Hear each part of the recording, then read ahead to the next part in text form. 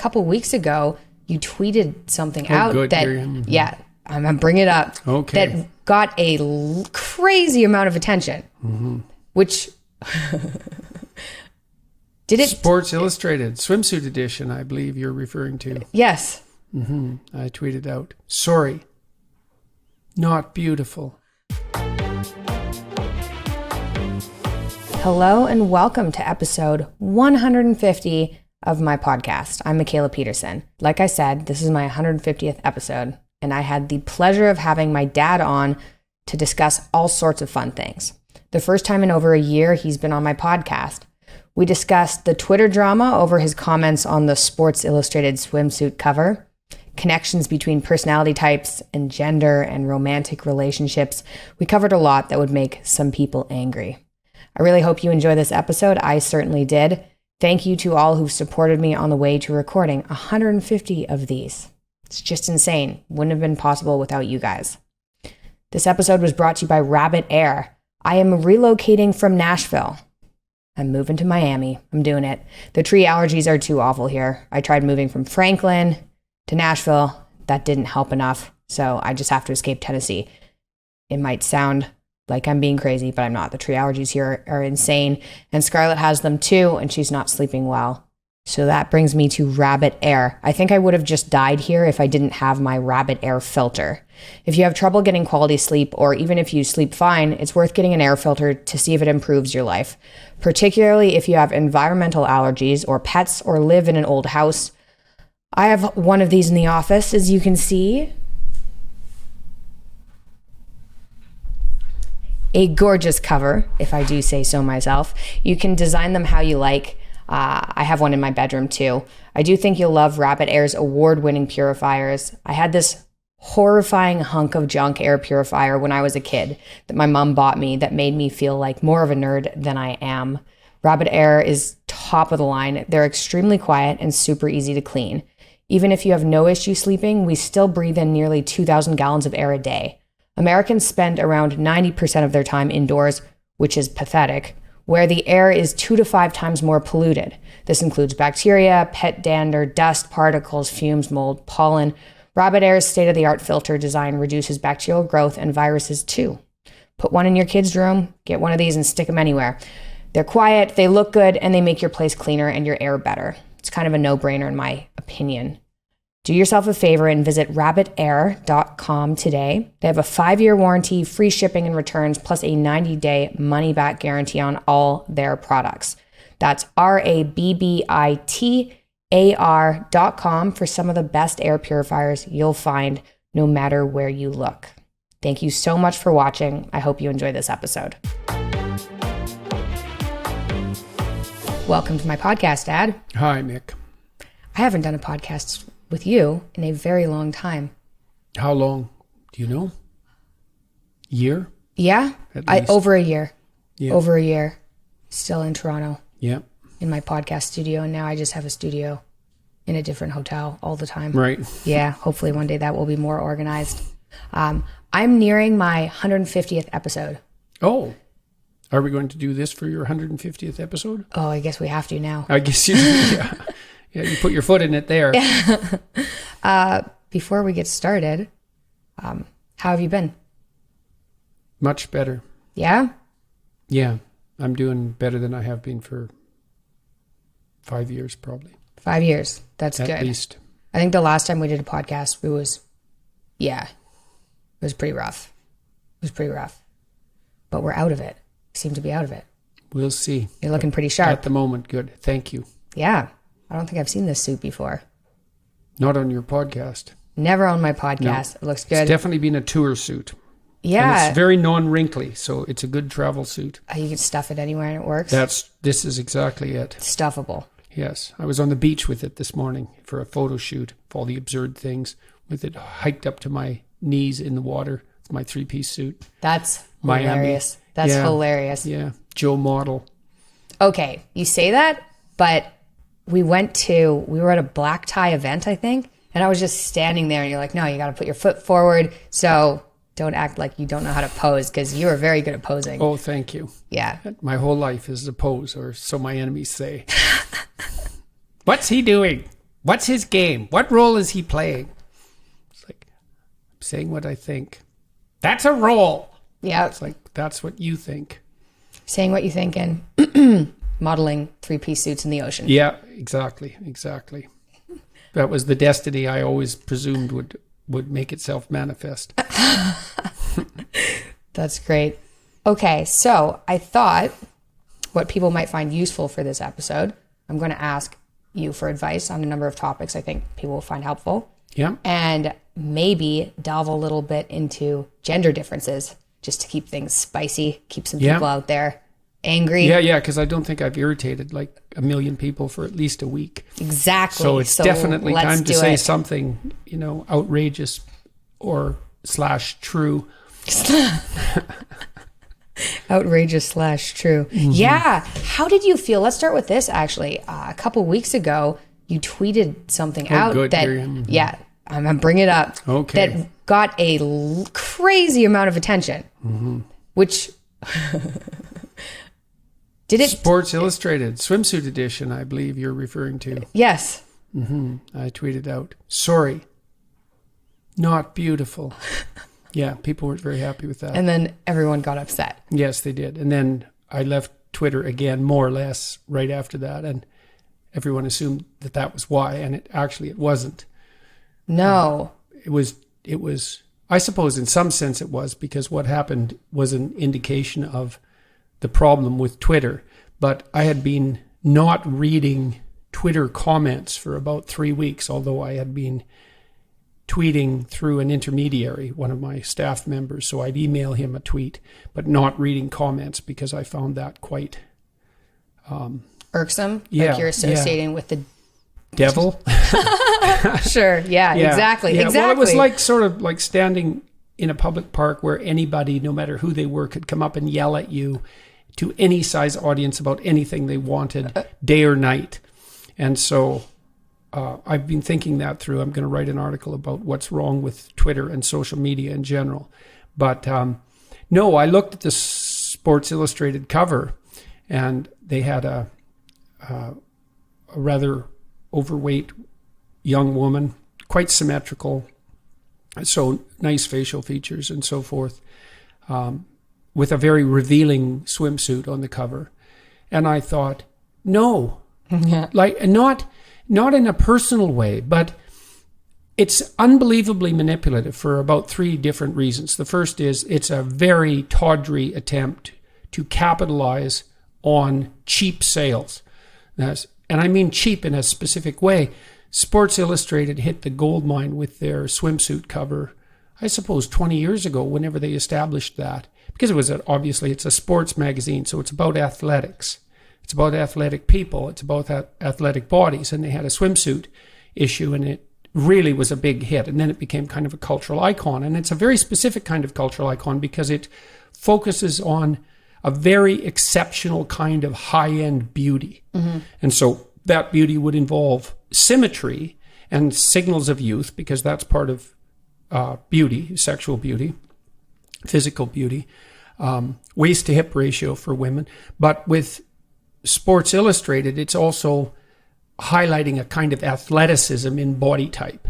And that's a very specific form of beauty. You have to be young, you have to be female, generally, you have to be extremely athletic, you have to be shapely in a very particular way, and that would be with a waist to hip ratio of 0.68, because that's what's been established cross-culturally as ideal from the perspective of male sexual interest, let's say, but that's also associated with fertility. Yeah. And so it's a marker that has a biological basis. And so even if you're a very beautiful woman, you're hard-pressed to be beautiful enough to be on the cover of Sports Illustrated for the swimsuit issue. And so it's a pinnacle achievement of sorts, and it's focused on a very idealized and specific form of beauty. And that's obviously exclusionary. It's obviously exclusionary. It excludes everyone. Mm-hmm. Right. And it does that to highlight a kind of ideal, and that's a particular ideal of beauty. And there are some cultural boundaries around that. So you could say, well, it's a westernized form of beauty. It's like, yeah. And you can point to Rubens' paintings of more plump women and say, well, there's an exception. It's like, great. you think you're a genius for finding that exception. Good for you. You know the Rubens painting. Like, more power to you. But that doesn't mean anything at all about the universality of images of beauty. And so the cover bothered me a lot because it was a cheap manipulation of something that had been working very well for Sports Illustrated. It was also an insistence that all of a sudden this non-athletic body type is as beautiful as the standard swimsuit model for Sports Illustrated. And it's not. It's not as athletic, and it's not as healthy. And that's that. And it's also not arbitrary. And so the whole thing is a lie. And then it's a lie that's a manipulation of that young woman. Now, she partakes in that because she participates in it. But it's still, they're not on her side. They're exploiting her, as far as I'm concerned. And she may be participating in that exploitation, but they're still exploiting her. So don't pull any moral stunts on me because you're irritated about my opinion about the Sports Illustrated cover when it's bloody clear to anybody with eyes that that was manipulative in 20 different ways. And I'm also not willing to sacrifice these ideals for inclusiveness. It's like, no, not everyone's a genius. No, not everyone's Picasso. No, not everyone's young and healthy. And no, not everyone is a Sports Illustrated swimsuit model, period. And fuck you if you don't like it. So that's basically what I thought about that. I certainly didn't think it would cause as much trouble as it did. You know, when people were on my case for being mean, it's like, yeah, I know, I'm always mean because, you know, that's... Well, also, like, life is hard and, like, life is mean, right? And it's hard for people... First of all, I have great sympathy for anybody overweight because of the health struggles I went through. And you lost a whole bunch of weight. It's not like being overweight's fun, right? No. That's a whole other problem to get into with, I think people have such an issue losing weight that society has said, you know what, it's fine. Because you've had so much trouble that it's probably your genetics. Yeah. So you might... there's truth in that. Like when I look at someone who's obese on the street, I think, oh, that's too bad. Like, that's too bad.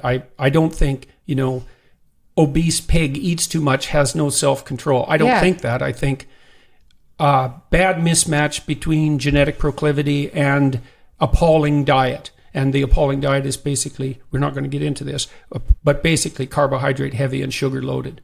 And fair enough, you know, we tried hard, the whole world, to make calories cheap. Mm-hmm. And we did that. So no one's starving and great. But now we have an obesity problem and it's a major problem. And I'm not going to pretend that it's okay. It's not okay. That doesn't mean I don't have sympathy for it. And I'm not willing to sacrifice any ideals for this idiot inclusiveness. I'm done with that. And so should everyone else be. And I think most people are. And they look at that cover and they know it's manipulative and a lie in a deep sense. But then if you point that out, and this is where we're at in the culture, there's all sorts of things now. If you point to it and you say, you know, that's a lie. People get upset. It's like, no, that's a lie. That's not a lie. You're just being mean. We're just being nice. It's like 1984. You bet. Exactly no, like it's that. a lie. Yeah. It's like, here's another lie. Every 10-year-old knows what gender they are. And that's so fixed that surgical intervention may well be necessary, and it's illegal for you to suggest otherwise. However, your gender identity is so fluid that you can change it every hour if you want, and it's not fixed at all. Mm-hmm. And it's infinitely variable at your whim. Okay, I'm supposed to accept all of that, am I? Every single bit of that set of propositions, even though they're entirely internally contradictory. Which means it's actually impossible for me to accept all of those propositions and to stay sane. Well, yeah, but if you don't, you're mean. It's like you're a predator. Well, that brings something else I want to talk to you about. I've been thinking about this a fair bit. I talked to Frans Waal, primatologist, genius primatologist in my estimation. Yeah, and I don't know if there's a Nobel Prize that would be specifically appropriate for Frans Waal, but if there was a Nobel Prize for the sort of science he's doing, he would deserve it because he's discovered things that they're unbelievably fundamental. For example, he's discovered that sometimes in chimp troops, the smallest male is the alpha. Really? Yeah, that it's not dependent on power. A smaller chimp can be alpha, for example, if he has the support of one of the older females who has strong kin connections within the troop, but also is a sophisticated social actor. And I don't mean manipulator, and I don't mean dominator, because de Waal has established very, very clearly, and this is signally important work, that status and authority in a chimp troop, and that is associated with reproductive success, is much more dependent on the ability to reconcile and the ability to maintain reciprocal positive relationships with multiple individuals, far more dependent on that than on the expression of physical power. So this is crucially important. And de Waal just wrote a new book, I think it's called Differences, where he outlined sex differences in toy preference, behavioral preference, differences between male and female chimps, especially juveniles. So the females, for example, if you give a female chimp a block of wood, a reason of the appropriate size, she will carry it around like an infant. So she makes a block of wood into a doll. If you give her a doll, a teddy bear or something like that, that's definitely instantly an infant, and she will take care of it. And she'll share it with the other chimps that she trusts, and she'll get hyper upset if they do anything to it that you wouldn't do to an infant. Whereas if you give a doll to a male juvenile, or a group of males, you make a face, they tear it apart to see what's inside of it. And that's funny, because that's kind of the stereotype for what a young boy might do. So let's take this apart and see what's inside of it. It's like, well, there's a hunting, devouring element of that, but there's also a gadget-like curiosity. Too, and there's good work on chimps showing that, oddly enough, the male juveniles, if you give them cars, or like toy cars or dolls, they'll take the cars, which is pretty damn weird, because it's not like chimps have cars. They have infants, but they don't have cars. I guess they roll. So it's just more fun. Well, it probably has something to do with tool use preference, is that they're more gadget oriented, even chimps, because they do use tools to some degree. Or maybe it's just that they're not maternal. Yeah. Right. So it's just the other thing. It might be that. And I don't think the work on that preference is developed enough to be sure. But we do know that, likewise in human beings, the biggest difference that we know of between men and women is their interest in people versus things. And so, but I was really struck by the carrying around of the wood block, the infantilization of the wood block. And it made me think, because I had been reading, putting two weird ideas together, I'd been reading this guide to a faculty retreat that Mount Royal University in Calgary had published, and I had read. And it was such an appalling document. So there's very few things in life that are less dangerous than going to a faculty retreat at a college. Like the faculty don't bring axes and pitchforks, and they're not Vikings, and they're not cannibals, and they don't devour each other. And the probability of getting in a fist fight is like 0 or lower. And they're just not dangerous they're as safe as any social event could possibly be made with like 250,000 years of civilized effort. And yet the guide that the college published indicated quite clearly that trained counselors would be on hand just in case the discussion got too intense. And I thought, this is written by Oedipal mothers for kindergartners. And I was thinking about that in relation to de Waal's work and into the broader culture war that we're knee deep in, neck deep in, forehead deep in, maybe. So here's a hypothesis. Imagine that there's a default ethos that governs what constitutes the basis for an appropriate social relationship, whether it's an intimate relationship, a friendship, a relationship with your family members, or relationship with people in the broader community. Imagine that there's an ethos, a way of interacting that would characterize optimality across all those domains simultaneously.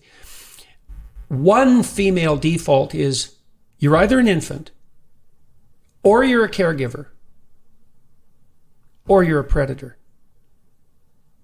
And I think a lot of that's playing out in the world now. But where does that come from? Well, I think it comes from the fundamental ethos that governs mother-infant bonding. I mean, look, one of the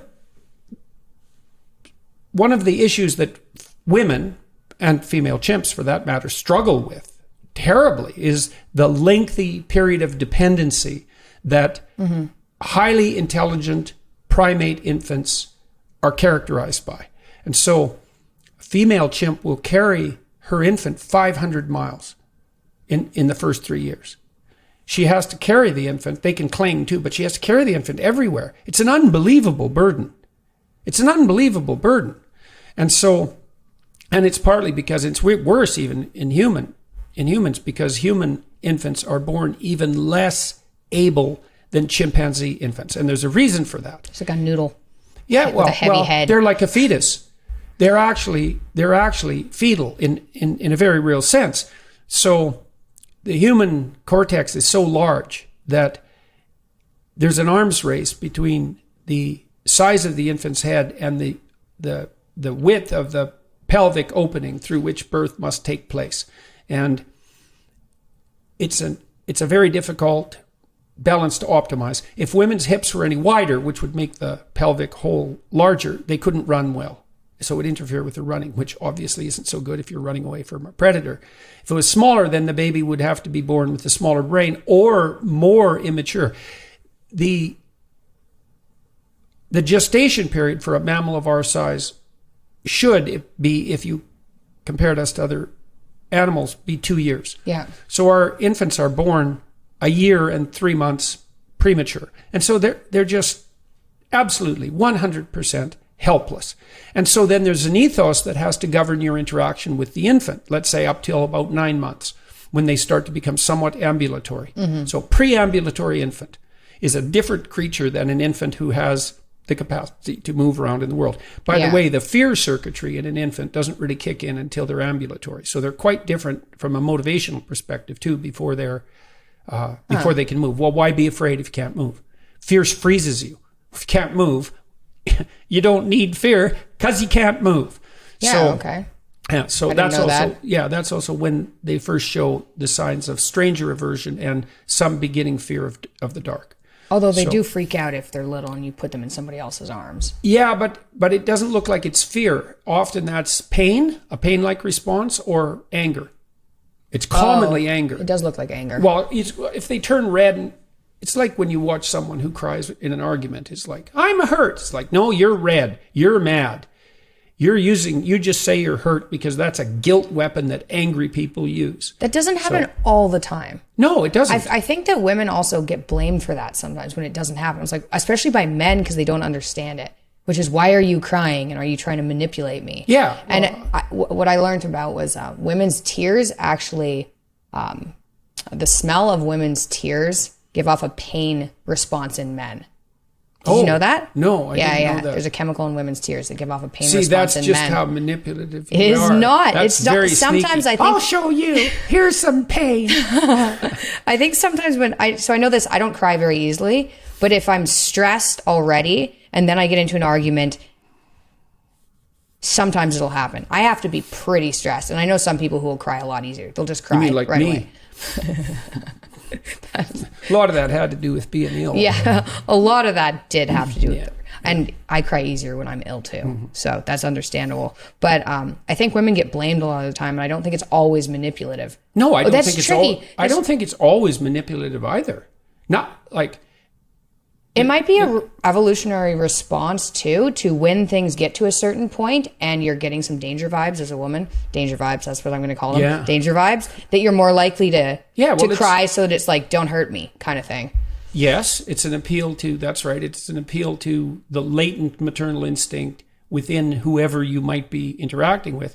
But also that crying is also... It's a signal that the situation has gone beyond your control. Yeah. Well, that's what children do. They cry. Well, why? Because the cry attracts attention. A child's cry, we had a cat at one point when I was a college student, and my roommate used to bring his little niece over now and then. And if she cried, the cat, who was a female cat, would immediately come running over and investigating. So that cry is a mammalian constant, and it means... it means something like there may be a predator in the environment. Sounds like an alarm, especially when they're really little. Yeah, definitely. Yeah. Definitely. So back to the female ethos. Well,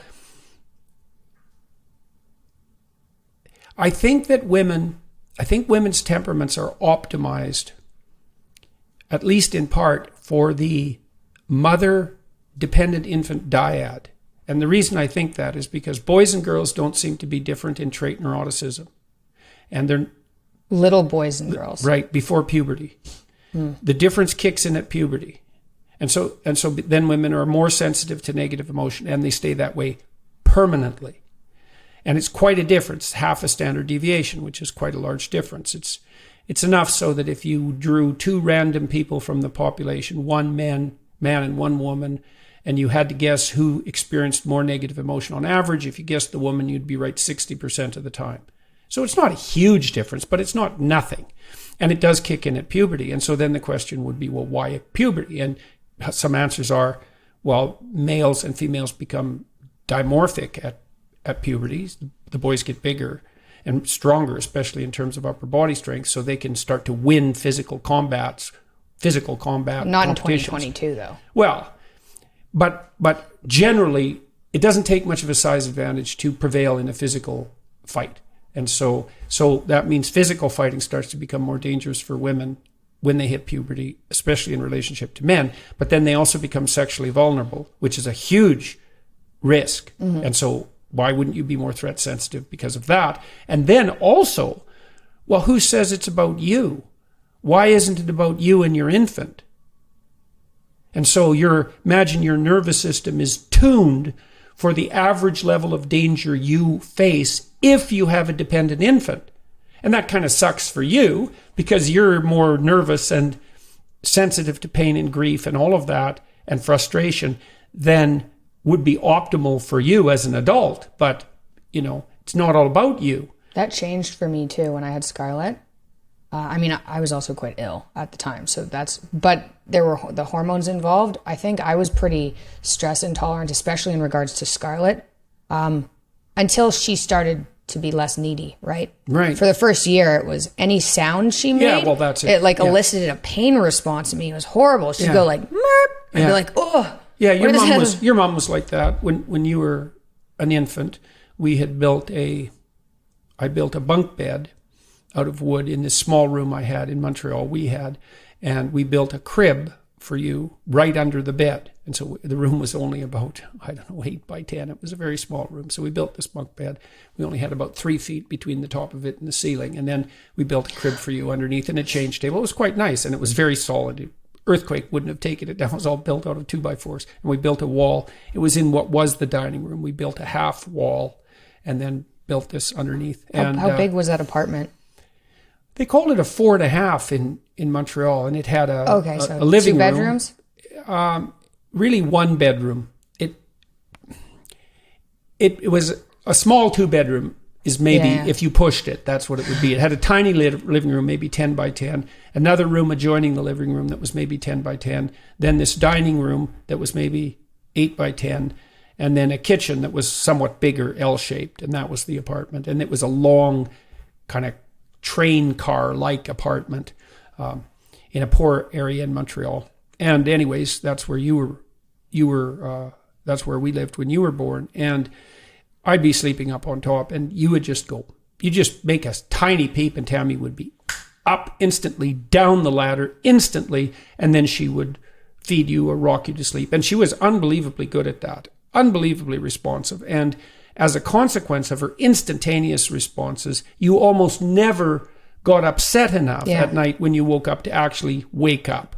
And so she was amazingly responsive to those tiny signs of distress. And so, and to flesh this out. So imagine that's a pretty cardinal set of wiring. Yeah. Because everyone's survival depends on it.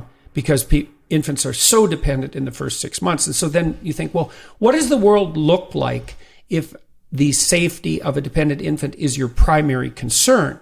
And the answer to that is, well, your nervous system is attuned to optimize that relationship because survival itself depends on it. And so then, well, is everything an infant?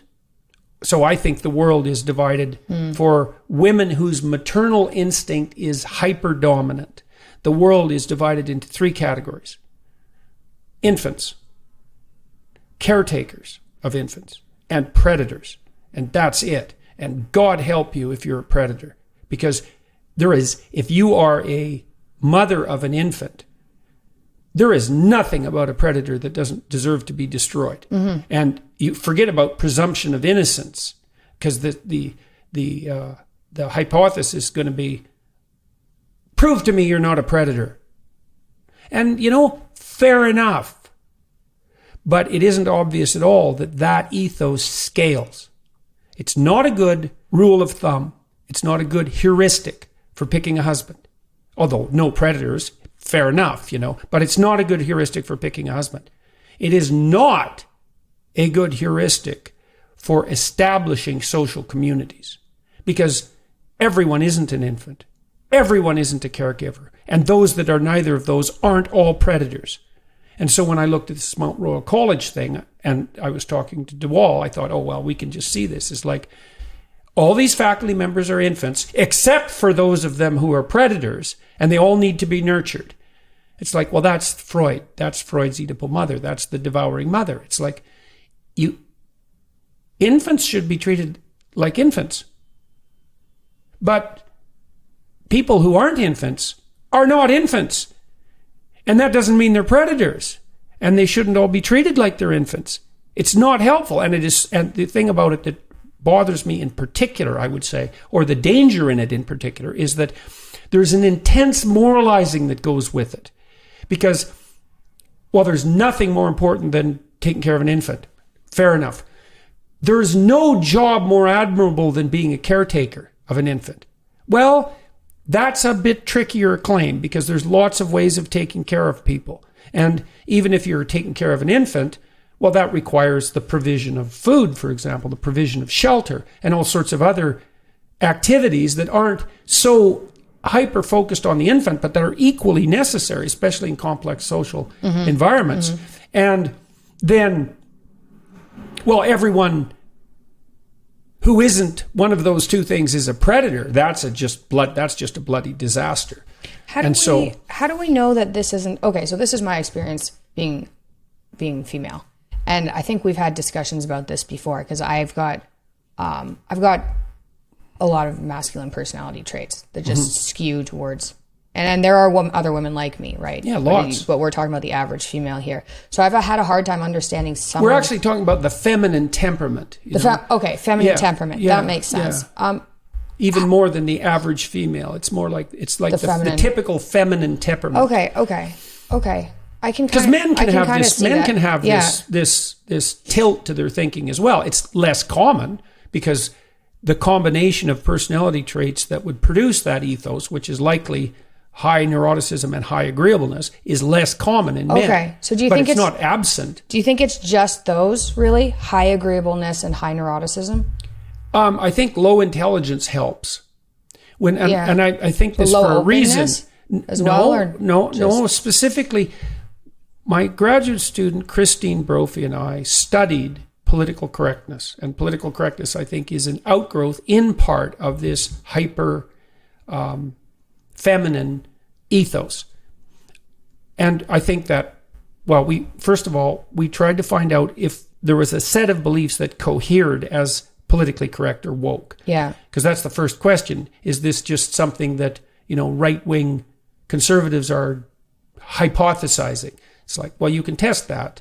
Statistically, you can see if you have one belief, if you're more likely to have another, and then you can see which sets of beliefs are likely to associate with one another. We found clear evidence for the existence of what was obviously identifiable as a politically correct set of beliefs. And what we did was take a very broad set of beliefs and ask people about that, and then use statistics to group those beliefs. We found a group that I believe anyone in our current culture would regard as politically correct. Then we looked at what predicted it. Well, being female predicted it, over and above agreeableness and neuroticism, which was very interesting, because we found very few phenomena in our studies that where you couldn't eradicate the sex difference by controlling for personality. That's weird. Yeah, so agreeableness, being female, but the biggest predictor was low verbal IQ. And so you imagine that... So you're saying woke people are stupid? No, I'm saying that people who are less verbally sophisticated are more likely to gravitate towards all-encompassing simple theories, because of course they are. So kind of like woke people maybe aren't as bright. Well, I think you might be able to say the same thing about people who hold a very low resolution, schematically conservative viewpoint, where they don't deviate from tradition at all. Yeah. And where they're not particularly sophisticated in defending their beliefs. That's not associated with openness? That's mostly low. That's a complicated question because openness is associated with verbal IQ. So if you have a low verbal IQ, you're likely to be lower in openness. But it was complicated because generally speaking, openness predicts liberal viewpoint. But political correctness is not exactly merely an extension of liberal belief. But the correlation between politically correct belief and verbal IQ was negative 0.45, which is a walloping correlation. It was one of the biggest correlations we ever saw in any study. It's higher than the correlation between IQ and grades, which is really something because those measures are kind of the same thing. Crazy. Yeah. So wow. So, and there is evidence in the university setting too that the most politically correct disciplines are those who are simultaneously most dominated by females and that have the least bright students. Are those also the ones that don't actually lead to jobs? They lead to jobs debt? now. Oh yeah, they've created this entire ecosystem so that your humanities degree matters. Yeah, well, your women's studies degree, let's say, or sorry. Yeah, well, lumping all the humanities together. Yeah, no, you don't want to do that. But and so this is part of a broader discussion that we can't have in our culture, which is what's the evidence that the feminine ethos scales to regulate families or broader communities? Because we've introduced women into the broad political discussion and we've introduced women to every level of social organization. But we have no evidence that women can produce those sorts of organizations. Now, maybe they can, and maybe it's also a great positive that they are. And I think there's lots of evidence for that. I mean, so, for example, it's clearly the case that countries where women are more educated and where women are granted more rights seem to do far better economically. Now, whether that's because the women are free, which might be the reason, or because the cultures that tend to be more open to female participation are also more open to innovative ideas of all sorts, right? Because it's very difficult to distinguish between those two. We don't know. But we also know that if you educate women, their children are more motivated to pursue higher levels of education, which doesn't seem to be the case. So if you try to predict how far a child will go in terms of their education, you can use mother IQ, father IQ, child IQ, and then you can use mother education and father education. And the IQ measures are relevant, and mother's education is relevant, but father's education isn't. So, and it isn't obvious why that is. Maybe women are pushier on behalf of their children, right? So we don't know. Well, I got an education, you need an education more than the dad. It may be that women who are educated are better at acting out the implicit valuation of education like at very early ages. Maybe they read more to their children. We don't know. But what I'm saying is that I'm not making a blanket case that the introduction of women into more sophisticated forms of larger scale forms of social organization was like a non-starter. And hopefully it isn't, because half the brain power in the world is in the hands of women. We don't want to just leave that lying on the table. That would be a mistake for everyone. But we have no evidence whatsoever that the maternal ethos scales. And I don't think it does. I think that large-scale organizations have to run on conscientiousness, not on agreeableness. And there's evidence for that too. So if it might actually be negatively correlated with agreeableness. Well, we've looked at what predicts success in complex, functional organizations. And the two biggest predictors are IQ, because IQ is general cognitive ability, and that's just how fast and well you can solve any problem that requires abstraction. And solving it faster is obviously better if it's an important problem because it's more efficient. The other predictor is conscientiousness, not agreeableness. In fact, in the managerial domain, there's some evidence that agreeableness is negatively correlated with success. And I think that's because agreeable managers get taken advantage of. they can't discipline their employees properly, and they get resentful. They feel bad, right? Like what happens if you have to fire somebody who is having a really hard time, right? And then it's like, oh, I'll let them stay in the company and then let your worse company than that, fail. even I think they're prone, and I think this is the fundamental problem with agreeableness in some regard as an ethos, is you're completely susceptible to manipulation by narcissists and psychopaths. And we know this technically, we know this biologically. So imagine that you set up a game, a simulation, where everyone is cooperating. You could cheat, but everyone cooperates. Well, you can set up a pretty stable game that's composed of nothing but cooperators. But if you introduce one cheater, one shark, the cheater takes everything. And so this is a chronic problem for societies. It's like as soon as you set up cooperation as the norm, the desirable norm, the iterable norm, the sustainable norm, the productive norm, that means those who mimic cooperation, so narcissists, Machiavellians, psychopaths who pretend to be cooperative and competent, can steal. And then you're faced with the problem of, okay, what do you do with the free riders and the crooks? And the answer is, well, you change society so that they're not victimized. It's like, you are naive beyond belief. You know, it's like, I think it was the mayor of Seattle when Antifa established its, zone of utopia downtown. It's like, well, it'll be just like the summer of love, which, by the way, ended very badly. And that was fine till the lights went off at night and the criminals came to play. And you think, well, they're just victims of an oppressive social organization. It's like, that'll be a real good thing to tell them when they break into your house. And so that sort of naivety, which is an outgrowth of a kind of immature agreeableness, is seriously not helpful when it comes to solving complex social problems. Well, and one of I suppose, is the regulation of the relationship between men and women. Because women actually don't like agreeable men that much. Now, it's tough for women, because if you have a disagreeable man, he's blunt, he's not very compassionate, he's not very polite, he's competitive. And that can degenerate into a kind of selfish meanness. And so the best personality predictor of criminal behavior is low agreeableness. And low conscientiousness. Well, if you add those two together, you get something approximating psychopathy. So that's someone, he doesn't care about you at all. Plus, he follows zero rules. So stay away from that guy. And it isn't just that he's misunderstood. He's a guy to stay away from. And you could add extroversion to that, then you'd get a narcissistic psychopath. And then maybe you could add emotional stability to that, and then you'd get a fearless, narcissistic, self-centered psychopath. And then you have, that's a movie psychopath, right? Yeah. But if you up the conscientiousness, then you get a CEO. Right? Or a surgeon.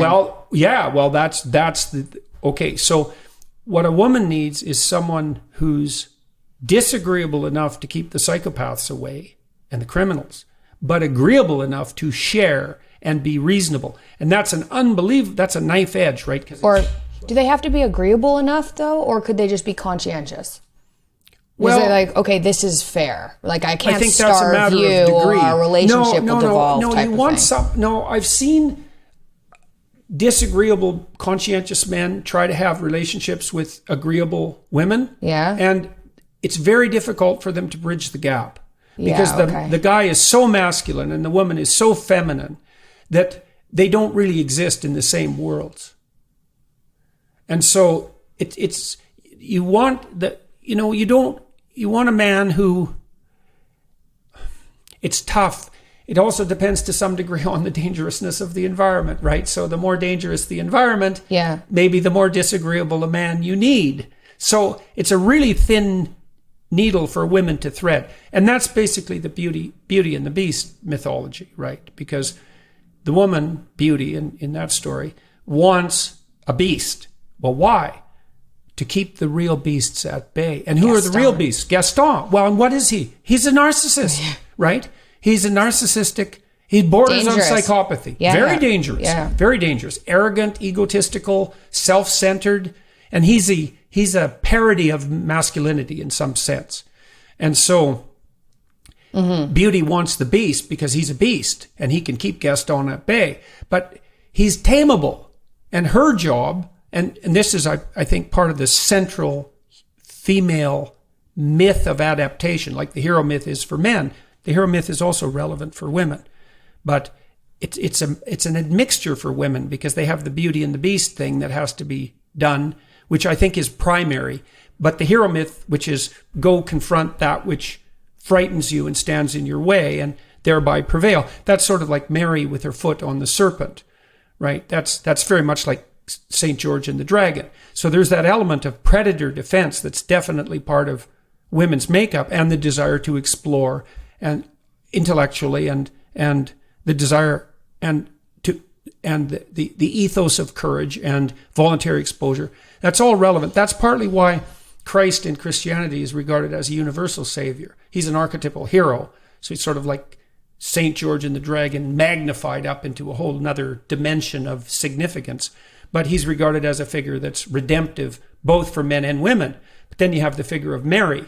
It's like, well, is Christ redemptive or is Mary? And the answer for women is, well, for the answer for both sexes is both. But Christ is regarded still as primary for both sexes, which is quite interesting. But the female situation is more complex. And so it's Beauty and the Beast. You want to find a guy that's tough and brave, and there's problems associated with that. He's going to be somewhat uncivilized and wild. And then you bring him into a relationship and tame him. And like, this is the Google engineers who make great social scientists when they're sort of let loose on the data, did a wonderful analysis in a book called A Billion Wicked Thoughts, where they looked at female pornographic fantasies. And so men look at pornography and women read pornography. And so, which is quite interesting. That is interesting. Yeah, well, it also ties back to the swimsuit or the Sports Illustrated issue idea. Yeah, men are very visual in their sexual preference, extraordinarily so. But I mean, you'd have to be visual, but you'd be getting it through a different medium, right? Like for a book, it's not like they just read it; they read it and visualize it. Right, and but then they're go off of visualizing that. different things. Men are visualizing physical features associated fundamentally with fecundity and health. Yeah, youth, fecundity, and health, yeah. And that would be clear skin, plump lips, reddish hued skin, because that's also youthfully toned, lack of wrinkles, 0.68 waist to hip ratio,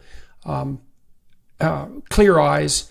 There's a variety of other cardinal attributes. Symmetry is an interesting one. I read that butterflies can detect departures from symmetry of 1 part in a million in potential mates. Butterflies. Well, but you look at a butterfly and you think, man, that's pretty beautiful. Mm-hmm. It's like, yeah, that's sexual selection, boys and girls.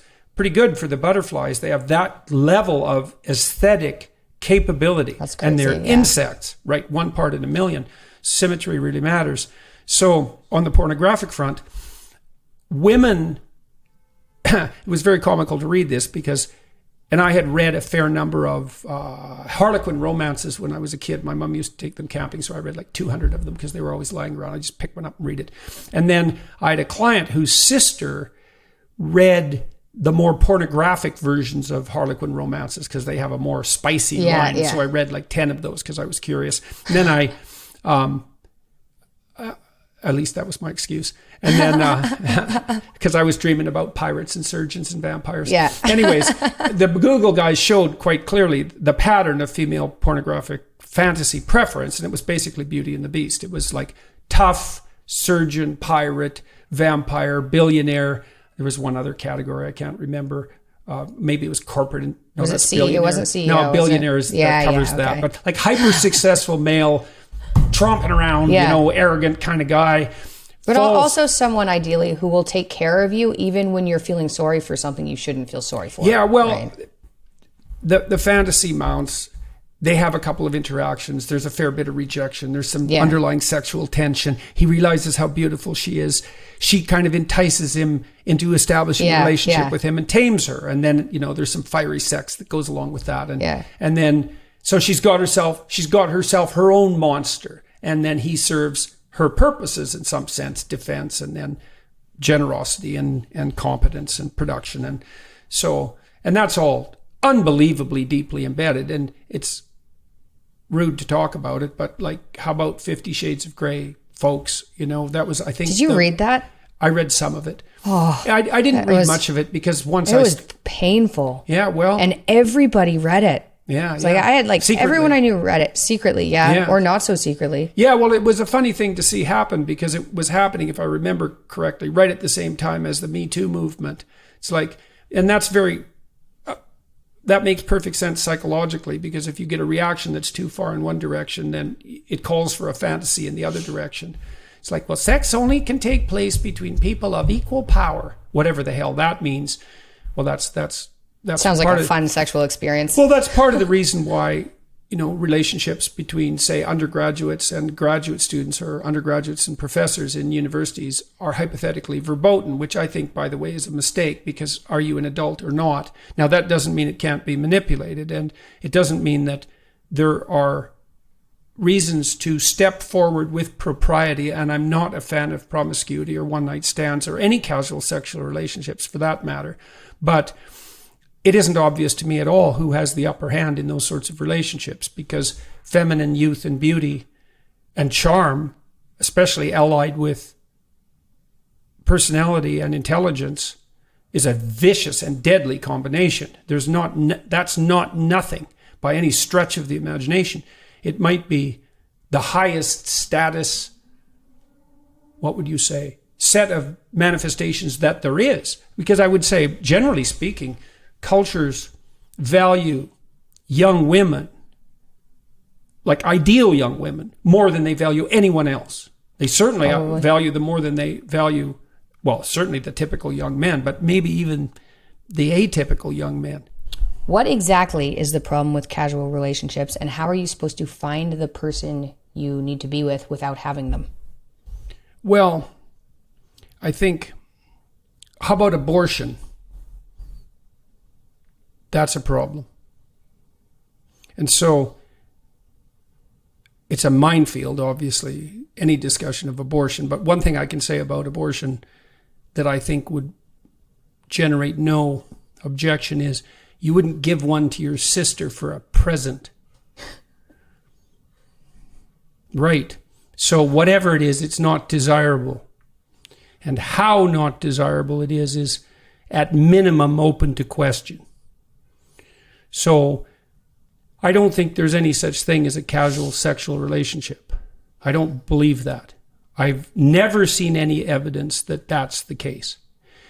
I think that there are people rationalize that constantly because they want to believe, that short-term hedonistic gratification is ethically acceptable. And I don't think it is.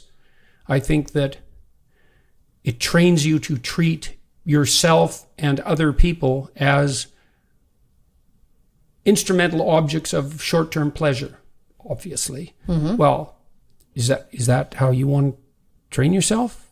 How's that going to work you're going to have a long-term relationship at some point? How are you going to train yourself for that?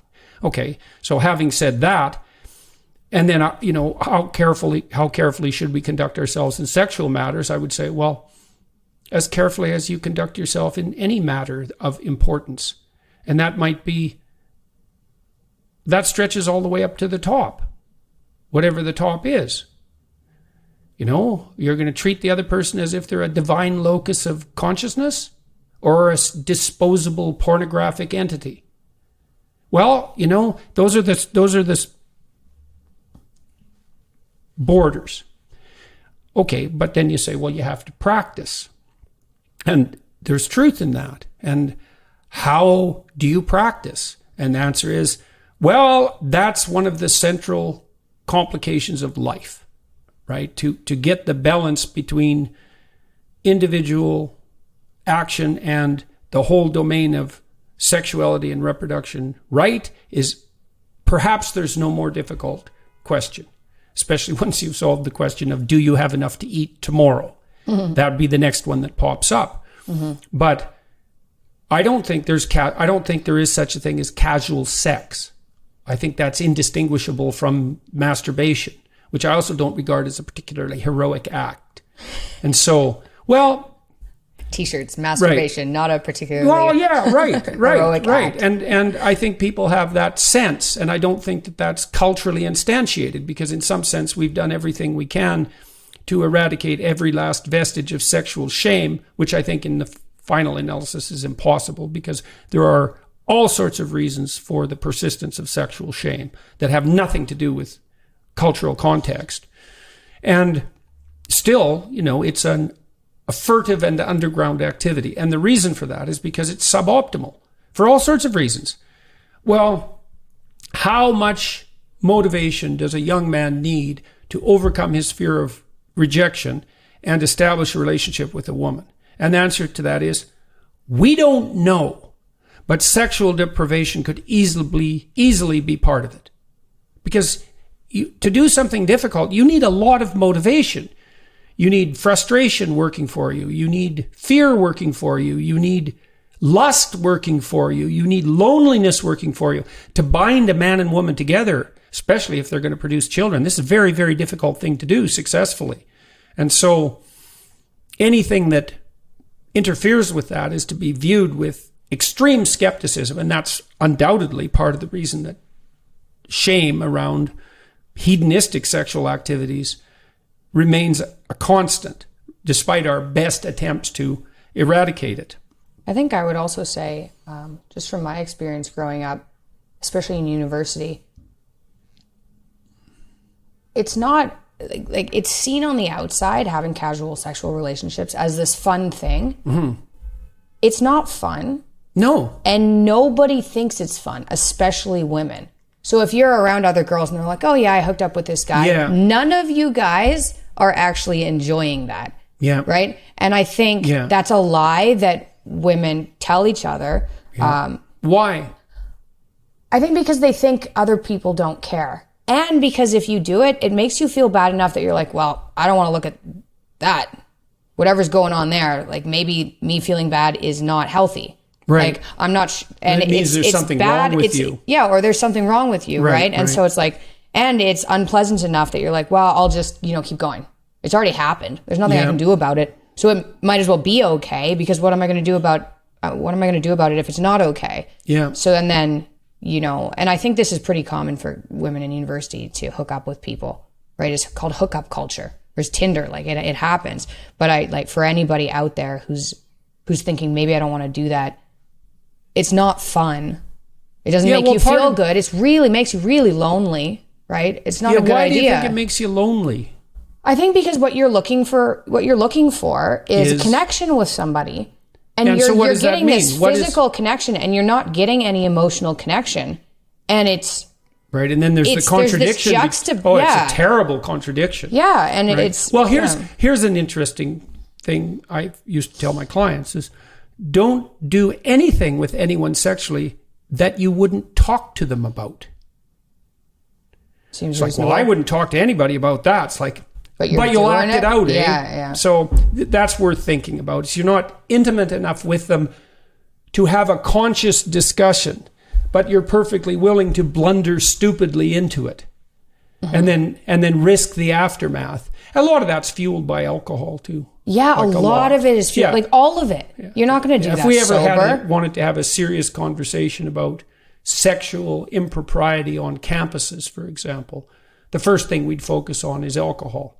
But we don't want to have a serious conversation about that because, we don't want to have, we don't want to have chaperoned parties like there were in the 1950s. It's like,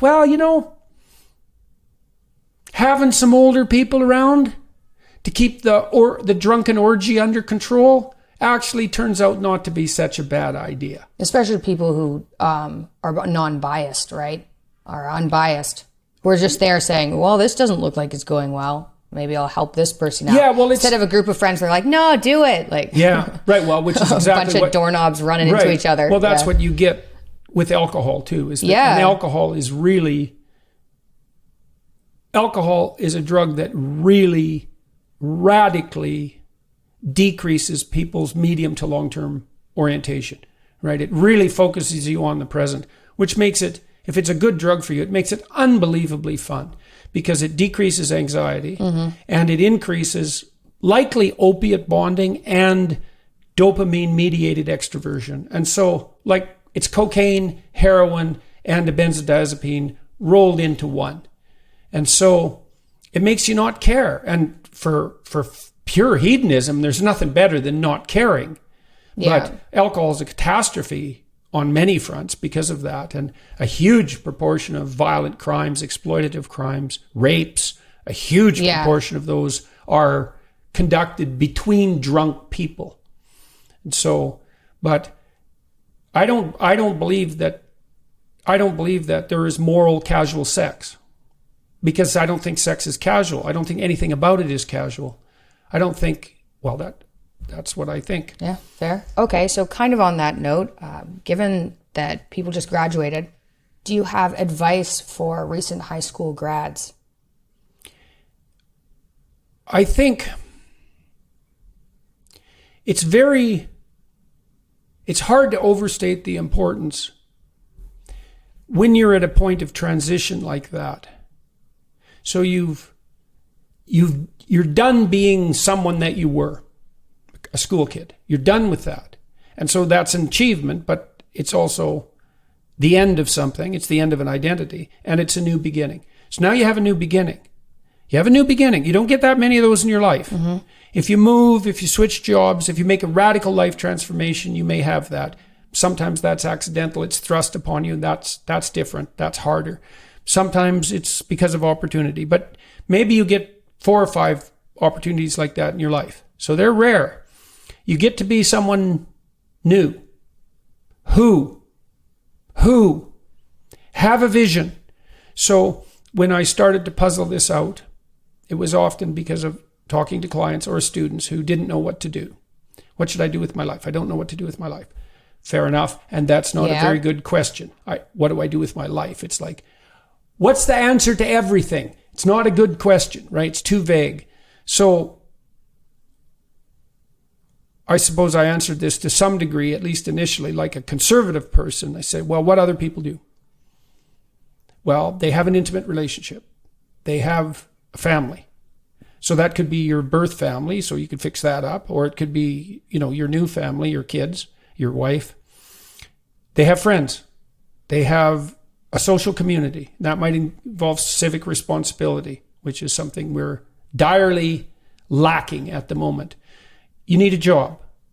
You need to take care of yourself mentally and physically. You need to educate yourself. You need to regulate your reaction to temptation. There's 8 things. Okay, so now you get to be whoever you want, but you have to want it and you have to aim at it.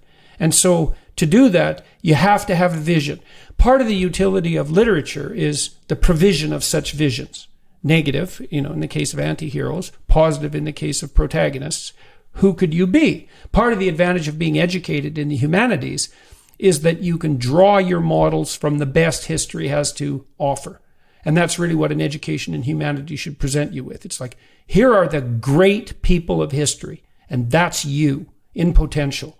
And so that means you can establish a new peer group. In some sense, my peer group has always been the people whose books I most admired. And that's a reach, right? Because who dares to compare himself, herself to the truly great people of the past? Nietzsche for me, Dostoevsky, Jung, and then the classic philosophers like Plato and Aristotle and Kant and Hume, all these stunning people that were brilliant beyond conception.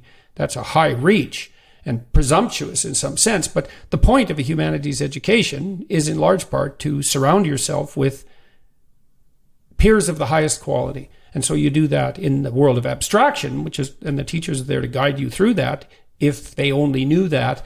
Mm-hmm. And then you also want to do that with your peers.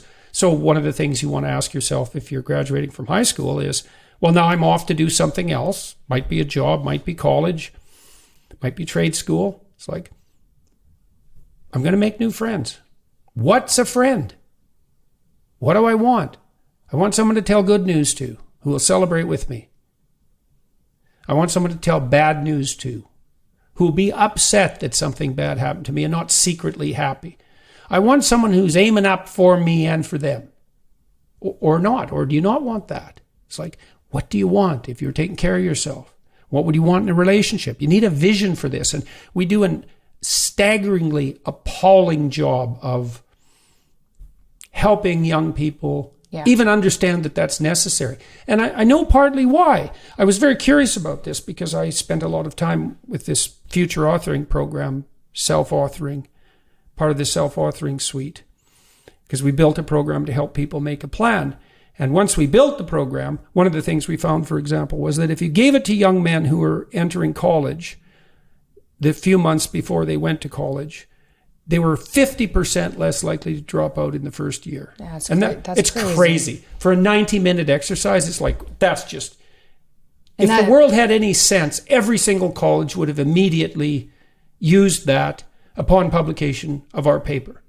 But none of them did. And that says something. Is that mainly just goal setting? Like, what do you want? Well, Envision that and then... I think goal setting is the wrong way to think about it. I think it's too narrow a conceptualization. I think that you need literally to imagine it. It's like you get to be who you want. Well, you need to run the story, like in detail. And if you're trying to predict whether someone's going to commit suicide, you ask them, well, have you ever thought about harming yourself? Well, sometimes. Have you ever thought about killing yourself? Well, the thoughts crossed my mind.